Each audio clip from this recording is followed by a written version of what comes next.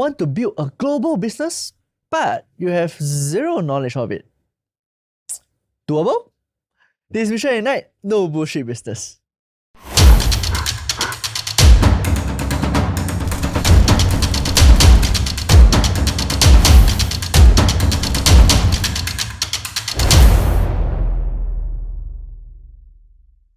Hi, welcome to another episode of Mission Ignite. Here, we uncover the no bullshit stories from successful individuals and ignite your dream to success. Today, our guest is coming all the way down from down under, or Australia in this case. We are very honored to have with us with Peter Malycon. He is a dynamic leader with over 30 years of experience across various industries. Today, currently, he is a VP of Incentive APAC, as well as Commerce Australia at the Blackhawk Network Australia. Peter, he is responsible for driving value and building successful partnership in the gift and prepaid sectors. And that is where he co-founded Digital Glue, a company where he has led to great success and was acquired by the Blackhawk Network. So throughout Peter's career, he has spearheaded innovation in marketing, advertising, and technology, transforming businesses that he has involved in into industry leaders. His journey from co-owning companies to leading multinational teams is full of lessons, roadblocks, and inspiring comeback. So today, Peter will share with us his incredible stories from the high and the lows to the invaluable wisdom that he has gained along the way.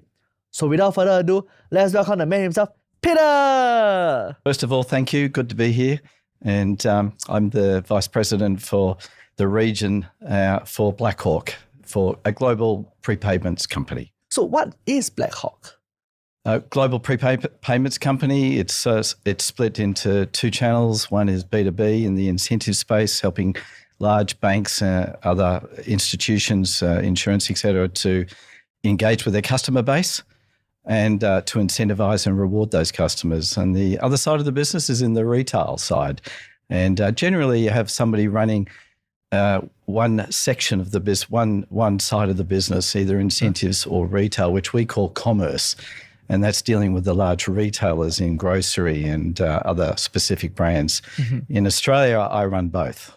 And but in the region, for the region, I'm in charge of the B2B side, right? Which we refer to as incentives. So incentives. So I think you did mention that it's prepaid and it's incentives to get engaged to the customers. Loaded payments onto cards as a reward for an activity. So it might be take out your insurance with somebody and we'd like to reward you $50 rather than having a cash rebate for every single purchase. It's up to the individual to participate in the program and then choose to click on that if they're enticed by the relevancy of the reward. Wow, that's quite interesting. So Blackhawk is in presence in Australia and where else in the region?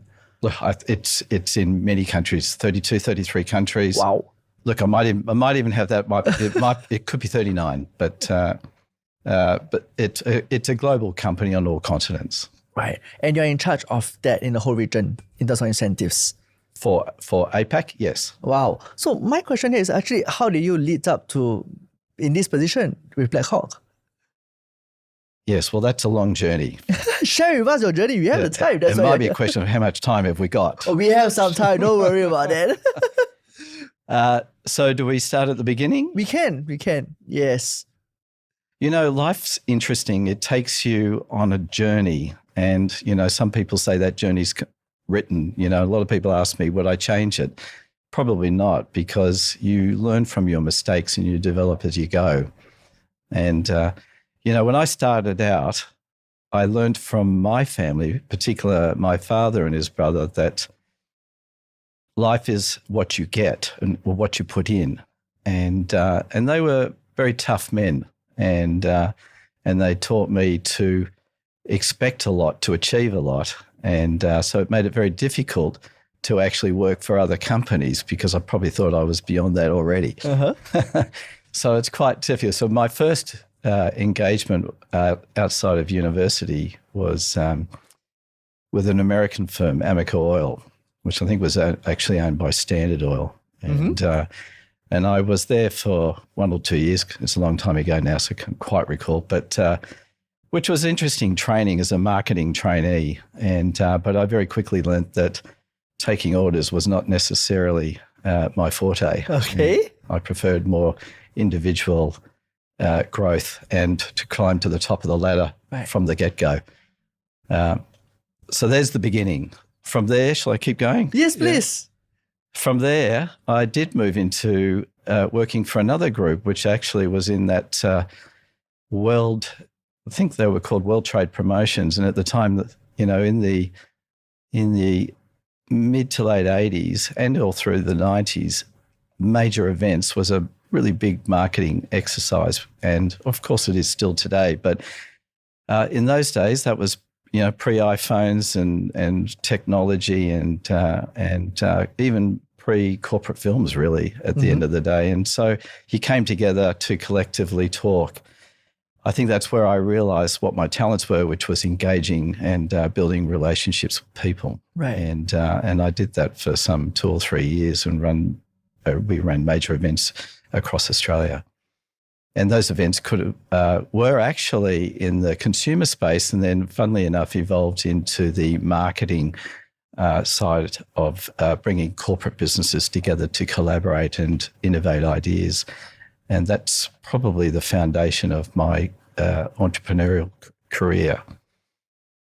Post that, and now we've probably moved into the very beginning of the 90s, when we were in that recessionary period, I moved into started a company on my own when I say on my own, myself and one other person started a company called Vitascope.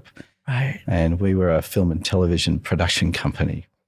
So initially we focused on building, on the B2B market again, building corporate relationships with very large financial institutions, but also for many years, our mainstay business was in the construction and engineering side, so documenting events in major civil engineering projects for history.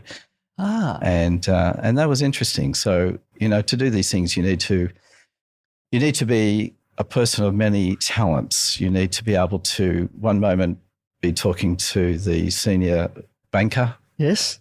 And then at the very top level, and then you're working out of that meeting, and now you're talking with engineers. Yeah. And so you've got to be salt of the earth.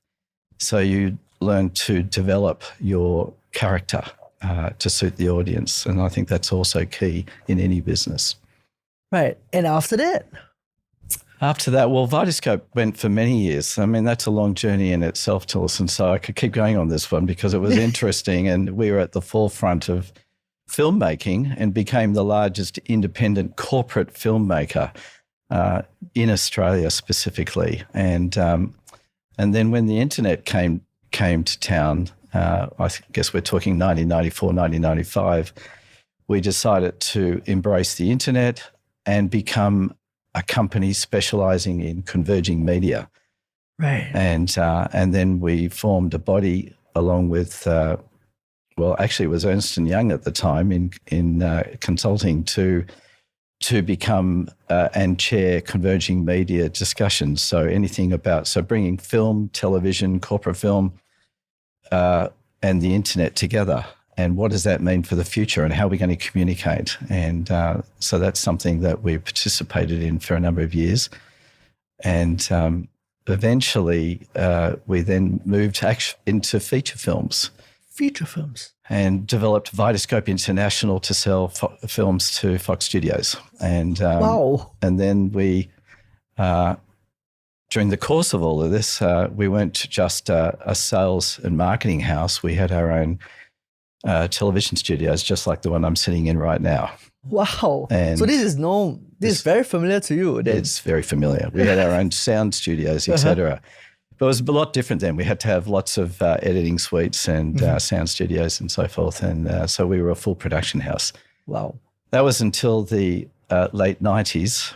We sold Vitascope to a Swedish company at the sort of, I don't know if you would recall the tech wreck, which is when all the tech companies were booming. Yes. And of course, you know, it becomes a bubble, and then then it must break at some point to level itself out to appropriate norms. And so we had sold to Icon Media Lab just as that tech wreck was happening, probably unfortunate timing. And so the sale went through, and there was my lesson number one. We will dive that. Why is it lesson number one? I'm curious. But yeah, but let's carry on with your history. And when you sold that, what's next? Sorry, after lesson, so which company did I move to? Well, So yes. that was a difficult time because the sale didn't go well. The sale went well, but we sold for shares or scrip, and it was a mistake. And because, you know, we were so caught up in the boom period that who would have expected companies, global companies like Icon Media Lab, or in the past groups like Nokia and so forth, and to collapse. And Icon Media Lab was actually regionally headquartered in Singapore. And that's where we closed the deal. And but over the next, can't quite recall, 12 to 24 months, they did collapse, and that was the period in which our shares were to be fulfilled, or sold into cash, and but which did not happen. Right. And because the company did collapse 18 months later, and the krona and per share went down to zero. And so that created a lot of hardship for me and my family. And because after many years of building a very successful, a very independent company with 50, 60 odd staff and sound studios, we were then down to how do you reinvent after 13, 14 years? Yes. And so that takes, look, it sounds like a brag, that takes courage, because then for 6 months you're contemplating at home, you've lost your support network, you've lost your company. Yeah.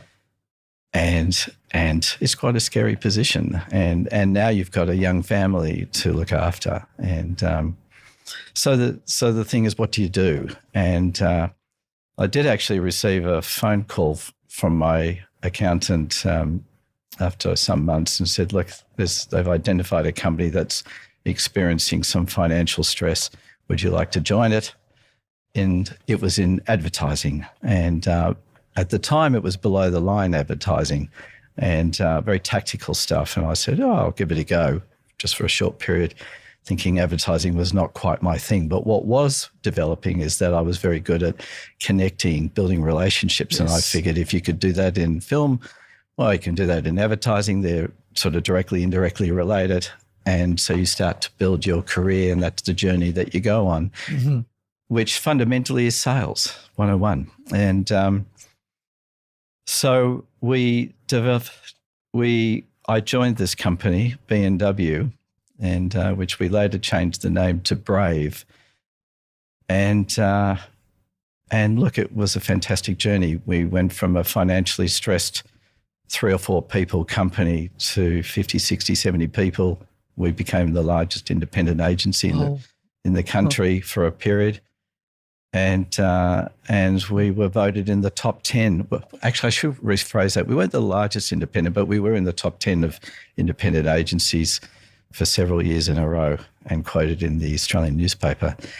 And so we're very proud of that success. And we transformed ourselves from a below-the-line agency to a through-the-line agency, meaning that we were now working on mainstream advertising accounts. So maybe for our audience out there, what is below-the-line advertising? Below the line is tactical promotions, basically. And it might be go into the draw to win, spin the wheel, that type of thing. Many others, but it's very tactical. And it could be incentive driven. But through the line, of course, is and below the line is not usually in your mainstream media. It can be, but not usually. And it's targeting a specific audience. Through the line is using all media, and in mainstream television, radio, etc. So All the different media channels. yeah, so you're engaging at the consumer level en masse. Right. Okay. And So the agency continued to grow. We, it sounds like a hard luck story here, this Tillerson, because again, we hit some trouble, not through our own fault. We were, billings of 80, 90 million. And at the time, and what year am I talking? Probably, this started around 2002. And then we continued through. And then 2007, 2008, we did hit some issues, but they were economic issues, market issues. There was the global financial crisis. Mm-hmm. And because of the clients that we had, which were largely newspaper-based, financial-based, companies like Merrill Lynch, et cetera, billings virtually went to zero overnight. Wow. And it was a very tough period as an advertising agency with the wrong mix of clients to survive. And so, of course, what do? You've got to let a lot of your staff go. And again, you've got to start to think, so what's the future?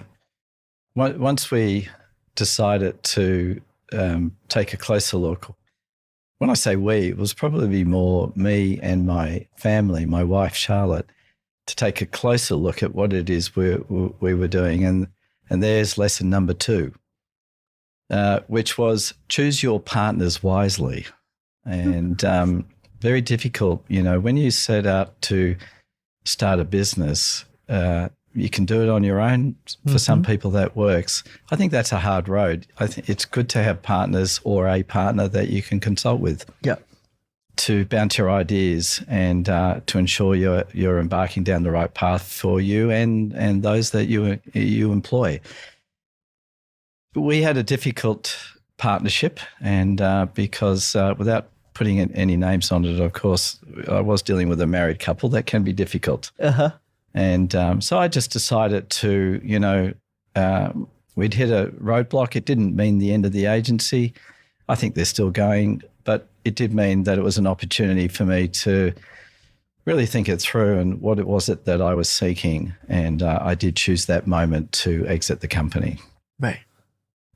So that leads me to the next business. And I'm, it's like we're moving on but always sort of directly, indirectly related. Each one was building on the next. And that's why I said to you to listen at the beginning, life takes you on a journey. It's hard to live in regret, so don't. And just build on it and always seek the upside, the opportunity that the previous business developed.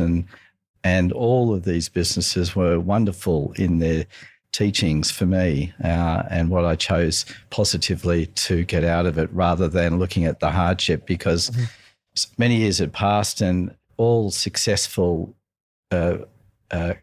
companies but me personally was not so financially rewarded for that effort, due mainly to these cyclical events and also, all cyclical events, tech wreck to the GFC. The next business we developed was one we called Digital Glue. And initially that had a number of partners which were exited out of the company and ended up being myself and another fellow. And we developed a very successful partnership for some years, many years actually, and eventually sold Digital Glue to Blackhawk, where I am today. So that's continues to be a long journey. Digital Glue started out with a sense of an idea that with the advent of mobile phones, that we could start to use the technology to transact incentives. And the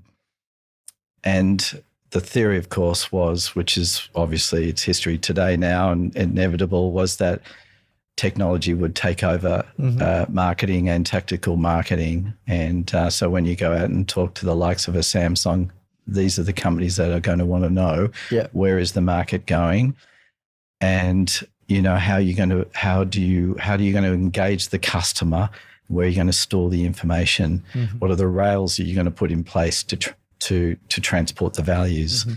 And so we started with an idea, and we had no technology behind us whatsoever. Zero. Wow. So we just went out and sold an idea. And, you know, as the old saying goes, if you believe it, if you can see it, if you can almost feel it, then you can sell it. Right. And now you have to be a certain type of person. You have to be slightly risk averse. You need to be obviously a believer, and you need to deliver on your promises. And I said to you at the beginning that I was developed from a very strong foundation in my family, and my father was a very strong man, but he was a man of integrity and somebody that always delivered, and so I just knew we would. And I think my business partner at the time was built of the same quality. We're obviously very different people, and that was interesting. But we still had the same good intentions, and we developed, and we started building, and we hired engineers, and then in the end we decided the theme of our business was to become the software engineers of the B2B incentive space, because nobody had owned that position, and it's interesting because it's a very fragmented industry, incentives, advertising, et cetera. There are no great barriers to entry. It's just on success. And so we felt the opportunity was to specialize in large, particularly at the time, we've broadened obviously since then, financial institutions who are looking for safety, security, data security, customer-centric, and ensuring a good customer experience. And so we focused on them because they had millions of customers. And so you don't have to, call it lazy selling. You don't want to keep going out and selling a campaign. You want to build a partnership. Yes. And so our game was to specialize at the enterprise end of town and to develop sustainable partnerships. And that we did, because our partnerships from Digital Glue still exist today with Blackhawk. Wow. So this is a very extensive career, ladies and gentlemen, right? And here onwards, right, let's deep dive into some of the part that I think Peter has, right? And I'm very curious at the very start that you did mention. So I'm going to bring you back now that we went through your whole career, right? Pretty much your whole resume in a way. I'm very curious. When you said that, when you kick off your very first business, what was the feeling like? Really have to think back on that. It was exciting until the first week. And then you're thinking, where are these clients going to come from? And then you realize this is hard work. To tell you a funny story, the intention was to wear shorts and T-shirt every day to work and hang up a suit next to the desk. That's all entrepreneurs wish, right? Isn't it? And after the first week, that never happened because we're under pressure. Suddenly, there is no secure revenue stream coming through. You're on your own. You got to pull it off. There's no opportunity for failure. Right. And so, it was scary and exciting, and at the same time, you become very proud. And I think that's a lovely feeling. Now, it's not for everybody because I think probably most people prefer a guaranteed income. My sense of opportunity was I could have a very low income when either we're taking back businesses long before I got married. I could live off the sniff of an oily rag and build it and then eventually develop into something quite reasonable, and then expect to earn more than your average income. And I guess, that's it, you're chasing the golden rainbow. But in there is another lesson that I learnt, which I mentioned to you, number one, number two, number three lesson, own the IP. And see, in my first business in Vitoscope, we don't really own the IP. It's a services company. Right. The second business in the advertising agency, you don't really own the IP. It's a services business. You build campaign by campaign. You build on reputation, right, and delivery, which is wonderful. But it only has so much value. And Digital Glue was different. We developed and owned the IP. And I think for any budding entrepreneur, that's quite better. Well, it's a better option because it holds more value when you resell. And not sure if I answered your question, but it did. Yeah. Yeah. In fact, I'm very curious because I think when I listen to your history and when I look at your whole resume and all, you started off Vitoscope, right? Which pretty much, again, zero knowledge in terms of production. Zero knowledge. I had no knowledge in film. How do you even manage that? Because I think many of us out there, number one, entrepreneurship is tough, even though you might be the subject matter expert. But for you to enter entrepreneurship with zero knowledge, with a concept, how do you strive past it? I've always had a very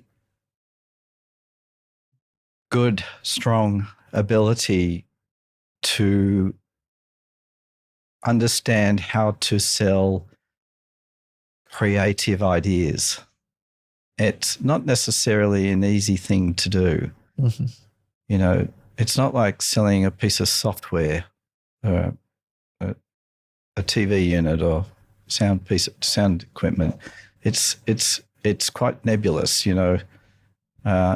It's an intangible, so it's quite hard to sell. It's just something I seem to have developed that skill quite quickly on how to sell an idea and then turn that idea into make it concrete. And so to listen, I've lost your question. What was it again? So why did you actually, how did you manage? How did I manage to move into film? So it is a good question. Again, I realized that success in film, success in any services company is just built on relationship, built on partnership. These things are universal. And so the idea is if you don't have the skill, then you need to hire it. Yes. Or you split your business, your shareholding, and you have a business partner or partners. And that's what we did. And so I actually met a guy. There's a piece of career history I haven't mentioned, that I did work for a company called Beyond 2000, which was off the back of a very successful television science show in Australia. I think it became a global television series, Beyond 2000. And I did, they started out, they wanted to build a corporate marketing business off the back of Beyond 2000, and I was engaged for that probably only, I can't recall, must have been less than a year. And I met a film producer, and he was fantastic. And I walked into the office quite late one day, and he was sitting at my desk with his feet up on my desk, sitting on my chair with his feet up on the desk, and said, "You're late. Let's go and start our own business." And wow, what a statement! And the next day we left, and just see, he had the skill to run a television studio and to make films, to cut films, to direct films, and but he didn't have the skill to connect with people. Right. In fact, he was slightly kind of odd in a way, quite private. But he could connect with you. That's the most important. He was a lovely guy, and we built a great business together. And you know, we moved. You know, I've mentioned before, was in the corporate market making corporate films for these large companies. In some cases, for one particular bank, we were their television studio, and they ran a TV show weekly to their 40,000 staff. Wow. And so we ran that program for them. So we had some very serious contracts. Oh, that's very interesting. But, in like all things too, you consume the information and then you become an expert in film. Yes. And by which time you don't need the support. I always found it was much easier to go to a meeting on your own, own the meeting, and be the expert. But to do that, you've got to be open to receiving the information, to learn the information and to understand it. Yeah. So there you go, ladies and gentlemen, right? As what Peter say, if you do not have the expertise and all, get a partner, learn from it, right? And then one day you'll be an expert yourself, right? So don't worry about you having no experience, right, in the industry that you want to enter to, right? Just make sure that you have the willpower to go through that. So back to you, Peter, right? Because I'm curious. You went through the first round. I understand now how your mindset works in terms of the entrepreneurship. Your willpower is there.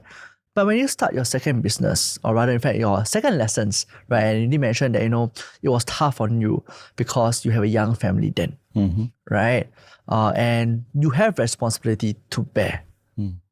Share with us, right? During the point of time when that lesson 2 happened, how tough was it, right? And how do you actually manage to even overcome it? Tough questions to answer too, and sometimes emotional because, you think back and you think, yeah, it was very hard with young wife and 2 young children and you need to guarantee an income and it's scary. But I think to be good in business or good in life, own it and realize that it can be scary and you go on a journey. But the one thing you've got to maintain is belief. Right. That's the core of it. It's belief in yourself, belief that you can do it. And, fundamentally, Tillerson, I never doubted. So life presented several hardships. I always remember an entrepreneur in Australia once said, I would never invest or buy a company if the owners hadn't been in financial trouble once or twice, because from that comes your lessons. And I'm a great example of that. There you go, ladies and gentlemen. So don't worry. You never know, right, what will happen, right? And those are very, very important lessons, right? So financial troubles, if you meet it, right, embrace it, right, walk out from it and you'll grow. So back to you, Peter. I think we did mention on that. And now I'm curious because you did mention that young wife, 2 young kids, right? And I hear that you're a very family man from the conversation that we have. How important are all these pillars of supports around you, right? Helps you, right, in building your businesses? Incredible. My family has been the rock behind some tough times and also belief, again, because my family believes in the journey and obviously, particularly my wife in terms of my ability to do it. Now, I think having talked about it years gone by, I think she was pretty scared. But she's also quite a pragmatist and thought, I'm in it now. Let's go. And interestingly, she joined Digital Glue at the early stages because she's a writer, very accomplished writer, and Charlotte joined because she realised that there were I said to you, we had no history, no platforms in Digital Glue that we were selling. And I think she became quite nervous that there were no pillars for the business to build its foundation around for its processes, its people, et cetera. And thought, well, this is it. We've got to pull this one off. And she joined and she was fantastic to have in the business. Part of the success. Was it tough working with your wife? Because I think you have to see her day in, day out. Very tough. I made sure I drove to work separately. But full credit to Charlotte. It was very successful, and she was a great compliment to the team. Right. And we maintained separation. In fact, some staff had worked with us for a period of time, and they didn't even realize we were married. So. Oh, really? Yeah. So there was never favoritism. In fact, my wife probably got a much harder message from me than anybody else because we would show no favoritism. It's in for one for all, support the team. So there's another lesson I could give everybody. Perhaps that's number 4, which is team. And don't be an individual. Individuals don't succeed. It's teamwork, and support your team. And I think that's fundamental in our businesses might have suffered economic stress due to events. That's slightly different, but the businesses themselves were all successful, and they were successful because of the team and our support of the team. And with that said, I'm curious, what sort of qualities do you look for in the team members? That's attitudinal, or attitude. It's commitment. It's ownership, accountability, and I would not say that one needed to have a tertiary qualification. It's different in our business. Of course, if you're in medicine, you need the qualification. If you're engineering, you must have the qualification. In our game, it's slightly different. And I would say I fundamentally look at the character of the person, their intention to commit, their belief in themselves, and willingness to roll up their sleeves. That's the person we're looking for. Right. And that remains true today. And that's the team that we have. And many are qualified and many are not. Yeah. So with that said, now I'm going to bring you back to lesson 2, I believe, right? And that's where you talk about partners, right? And that's where you mentioned that you have a few partners and then you narrow down to 2, right? With that same question in mind, what sort of qualities then would you look for in a partnership? I think it's easier if you're looking for if you have one partner, it's easier if they have the qualities that you're missing. And I'm a great team builder. I'm a great collaborator and client negotiator and relationship builder. And as I said, I like to build partnership. I'm not particularly, you wouldn't want me developing the process. And you certainly wouldn't want me developing the platforms, on the engineering side. I'm not sure I wanted my past partner to be that either, but we hired those people. Okay. But Anthony was very pragmatic and very logical when it came to the process and so forth. So he had a great attention to detail at that level and to work through the end-to-end process. So I'd be looking for qualities that I don't have, and that's why we were a natural fit together. Yeah. So what about those partners that failed? What happened? Other partners, what happened? Not staying in their lane, interfering. Better that I don't put names into this. No, don't put it. I think it's a learning lessons for all of us, our audience out there, because I think most of us we think partnership very lightly, right? You did mention that as long as the qualities fit, or he's having a qualities that I do not have, and there'll be a potential good partner. But we don't see the downside of partnership. They are bound to have fights, right? Bound to have people crossing the lines, as you mentioned, right? My question to you is, what is this line, right? And what is the whole red flags of partnership, in fact? I think partnerships, probably the thing that I've seen most is people undermining each other. And also, if you like, reneging on a decision. Make a decision, be action-orientated, and be firm about it. It doesn't matter if it's not quite the right decision. You'll learn from it and we'll develop from there. So back it, and back your people, and back yourself, and back each other is the biggest lesson, one of the biggest lessons I've learnt in business. And where partnerships have failed is they haven't backed and they have changed their mind. There's no room for that. We need to be quite decisive and support each other, even if we feel that it might not be quite the right decision. And let me tell you, Tillison, many what I thought decisions that may not go have flown brilliantly. And it doesn't mean that perhaps they weren't quite right, but we worked together internally and externally with partners to make it right. Right. So we can get there. It's a journey. So when you say that it's a journey, right? I'm curious because you did mention from the very start of this whole recording, right? This whole show that you can't take orders. You don't like to take orders, right? And then you went to entrepreneurship, right? And your entrepreneurship journey was a tough one, right? With many downhills and of course many ups as well. Any point in your whole journey of entrepreneurship that you have actually asked yourself that, or rather tell yourself that, I shouldn't have done this. I should have left, or give up for the matter of fact. It's a yes and no. Generally, no, because when I commit, and I'm equally committing. As I don't want to overstate it, but I'm committing to the team.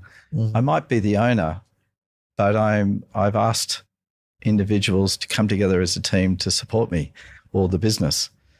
And so I have a duty of responsibility to support them. And so, no, I would say I keep going and tough it out, and we'll work through the challenges. There was a time though in one of those companies, as I said, working with a married couple can be very difficult, and perhaps there's an element of regret there. But at that point, you're in. Yes. And you've got to try and find a way through, no matter how hard they make it for you.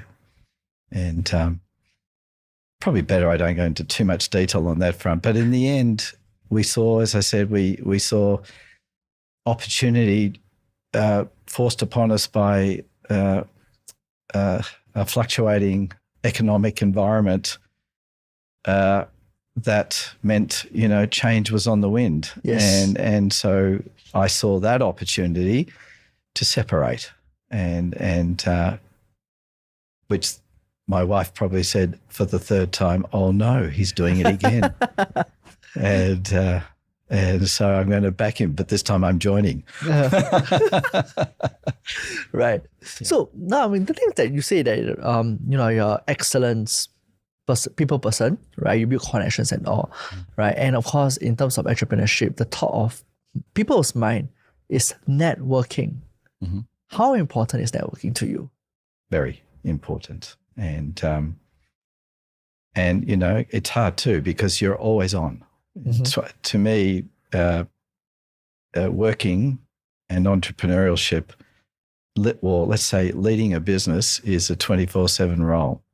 And I've said to clients and staff all my life, I don't care whether it's a weekday, an evening, a Saturday, you're free to call me, and my line is open. So that means attending events and perhaps participating, speaking. Never been quite my comfort, but if you have to do it, you have to do it. And if you can find somebody else to do it, even better.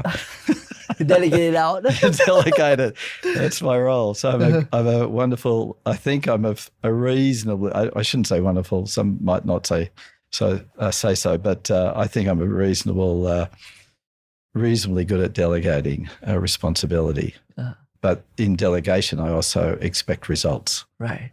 So very task orientated. So what about mentorship to you then? Right? Because I think you did mention that your whole career, you have path that you entered to industry that you have zero knowledge on. Right? How is mentorship to you in your career? Right? And is it important?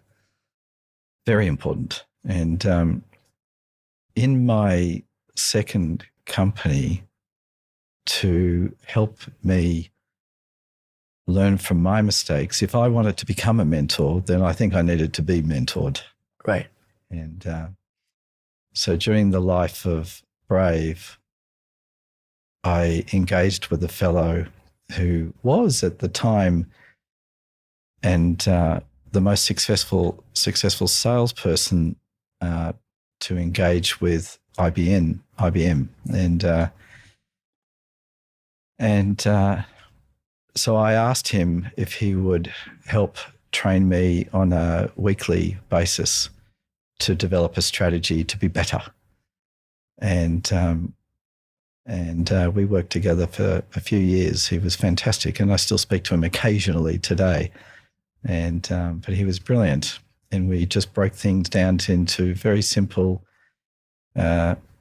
column into three things. You know, your overarching mission, your goals, your overarching mission, which is, you know, your daily, your yearly, your business commitment, your goal, which is, you know, how you're going to get to that point, and then your strategy. What are the daily actions you're going to perform on a weekly basis to get there? Which is another lesson learnt in business. And I don't know whether we're up to, I think that might be number 5, which is routine. So make sure you have a routine, a personal routine and a corporate routine. Make sure you plan for your meetings. Right. And planning is everything.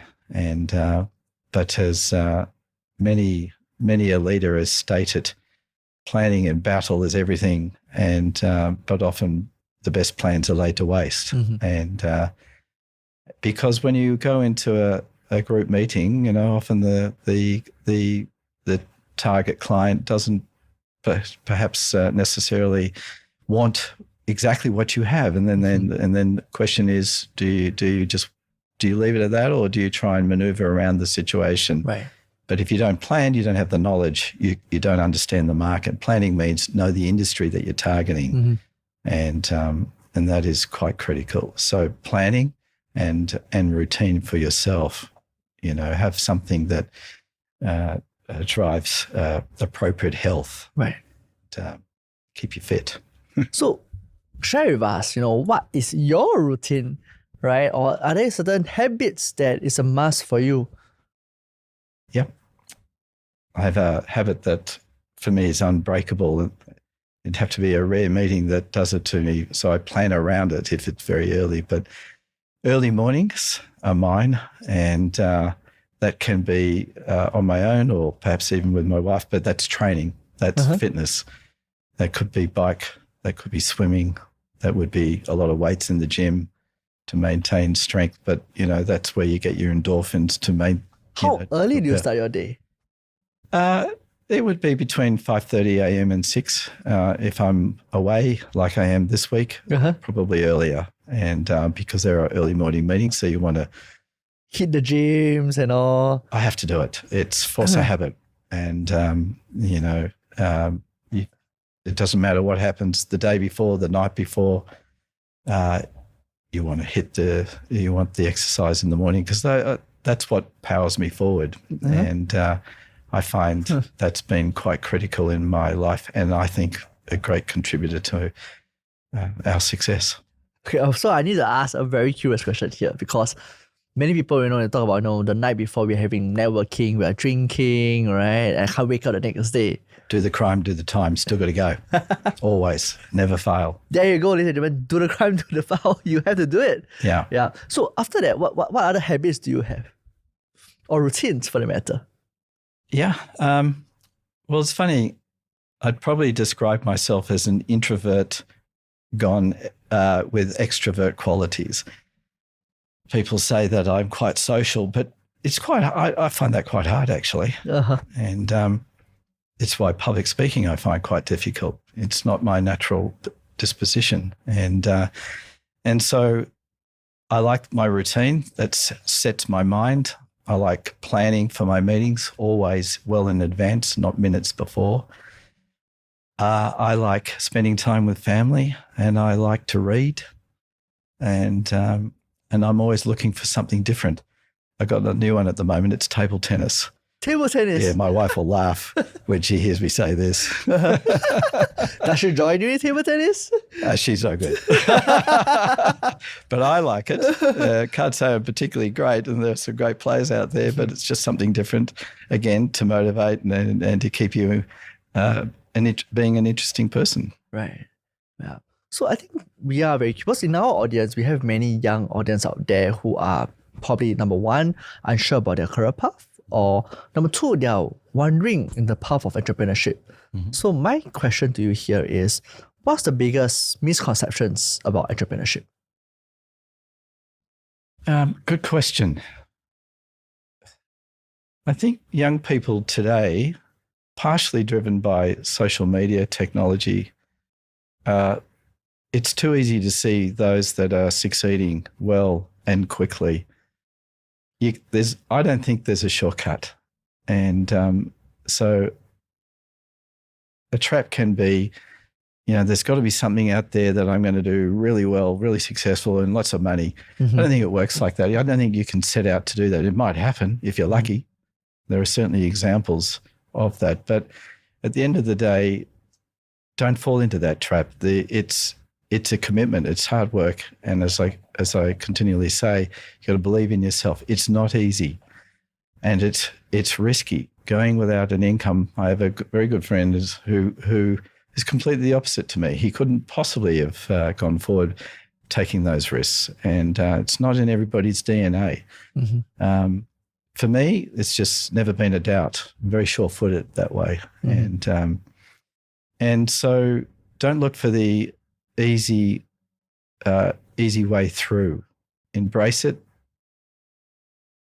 It will be a challenge, and make sure that you develop or hire the right skill sets to support you, to wrap around you, and acknowledge them, recognize them, make them feel valued. What about the other spectrum, right? The people who don't want to take risks, right? Who is working out the corporate ladder. Well, they're the people to hire, or can be the people to hire. Mm-hmm. But what is there any advice do you have for them to climb out the corporate ladder? Because I think for you, you've been through the corporate and now you are a leader of a company, right? There are some attributes or habits that probably look out for them, for anyone who wants to succeed in their corporate ladder. Yeah, it's interesting. I could comment there. I run obviously a much larger team these days, and how do you move from entrepreneurship to working in a larger company? And of course, I'm now working with people that are climbing the ladder. Mm-hmm. So is your question to say what advice? Yes, what advice would you give them? Don't promote your own brand too much, and work with your colleagues, and recognize and empower your colleagues, and put the hard yards in, and recognition will come. And I'm not sure if that's entirely clear to listen, but it's the way I look at it. Yeah, I think that's perfect, Peter. Right. So now I'm gonna pull you out from everything. Right. I know you did mention that you wouldn't change much or anything, but I want to bring you back to when you are 20s. All right. I'm unsure what you are doing in the 20s, but from the 20s, right? Would you have done anything differently? In my 20s? Yes. I started out slightly late because in my 20s, I really did not know what I wanted to do. I really did not enjoy university. I found it quite uninteresting. And because patience wasn't always my virtue. And so I wanted to get going. And I don't know if I should say this on this show, but I probably partied quite hard in my 20s. We all do. Don't worry about that. And I was probably spending a lot more time surfing and doing other activities that rather than focusing on my career at that time, because you think that life is infinite. Yes. Maybe I would have got going a little bit quicker, but maybe not. And it was in my late 20s, through those various jobs that we've discussed, various forms of employment, that I realized, no, the way forward for me was to work for myself. And at that point, I never looked back. So, yes. So now I'm going to bring you to the future. So you're in the past, now going to the future. I'm curious, I think in today's business landscapes, right? What do you see are the future trends that are coming? Now, that's a tough question. So when you say trends, am I talking across industries or anything that you can identify?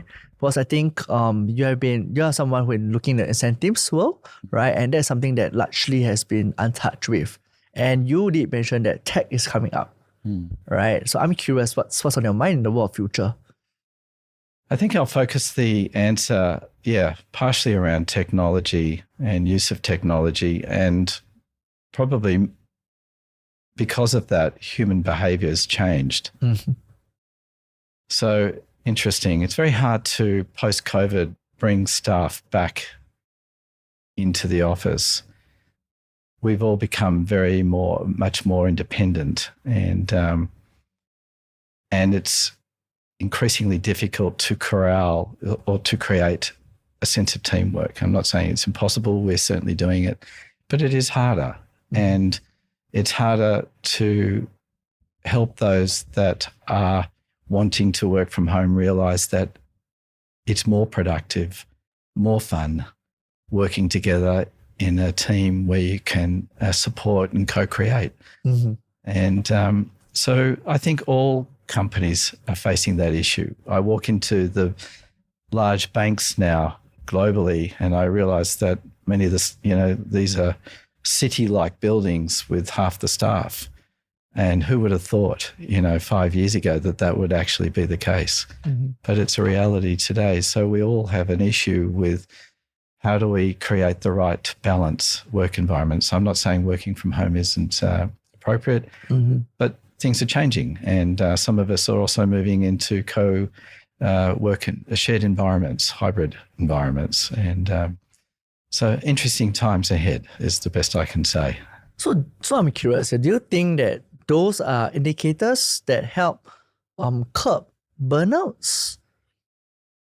Because I think in this current world we are now, we largely touch on mental health, right? And I think the work from home situation, right, might be able to help mental health or in terms of burnouts. Now, I'm not going to be a health expert here. Uh-huh. And it could be a contributor, but I think burnout is more to the individual. Mm. And I think that's perhaps, if I could use it, self-inflicted, perhaps more. Mm. And we're all responsible for ourselves. Mm-hmm. And you, as I said earlier, one should have a routine that respects their private space. Yes. And that routine can be different for everybody. For me, it might be as a fitness program, but for others, it'll be something else. Mm-hmm. And these things control burnout. And I think I work very hard, but I never felt any sense of burnout. So that's probably the reason why you're asking team members to come back, because actually in that work environment, it's fun, there's a support system, and in fact, it does able to actually help curb burns out. Absolutely. It means that we can talk it through. Yeah. And, but it's very hard to talk to a face or initials on a camera. There is a lack of a personal touch, is that right? 100%. It's one-dimensional. Mm-hmm. And so coming back in the team environment can be great. And, one of the other great lessons of life is laugh. And in a work environment, we do. And find some joy in life. Absolutely. And don't take it so seriously. Mm-hmm. And that'll help curb burnout as well. Definitely. Yeah. So there you go, guys. A little bit of advice, right? To curb your burnout or some mental stress that you have. Find some joy, find some laugh in your life. So back to you, Peter. In our show here, right, I do ask all my guests, right, is that if there's one word that you would give to all inspiring young entrepreneurs out there, what would that one word be? Believe. Why? Believe in yourself. Look, I think it is very tough to start a business with nothing, and perhaps you've got some cash behind you, perhaps you don't. But either way, you've got to build it, and it takes confidence. You've got to walk into a room, potentially at very senior levels, it's almost like you have to believe you've got a whole massive business behind you. And that's how I felt. Mm. I always felt I was not alone. And even when we were at the very beginning. And so I think that's a key in belief. And again, so it's belief with routine. And now I'm not talking health. I'm talking routine in planning, research. I'll give you an example. Some years ago, I developed a program for the insurance industry, and we were not insurance experts. So I went and joined these insurance claims processing workshops, and people were on, what the hell's that guy doing here? Uh-huh. It's not even in our industry. I was just trying to learn the language, the lingo, the buttons to press, what are the opportunities here? What am I looking for? I didn't know. Right. And from that, we developed a program to process claims and turned incentives into a disbursements business, Wow. into paying out large volumes of cash in a digital format via digital store cards or gift cards, but calling them digital store cards or digital store credit. Uh-huh. And that program started in 2016 and still runs with the largest insurer in Australia today. Wow. And they will probably never turn it off. And it's been fantastic. But that's what I mean by planning, research. Wow. Do your homework and the results will come. There you go, ladies and gentlemen. Before we end off this show, right, may I put your focus, Peter, right, to this camera here, right? Any last piece of advice, any parting words to anyone?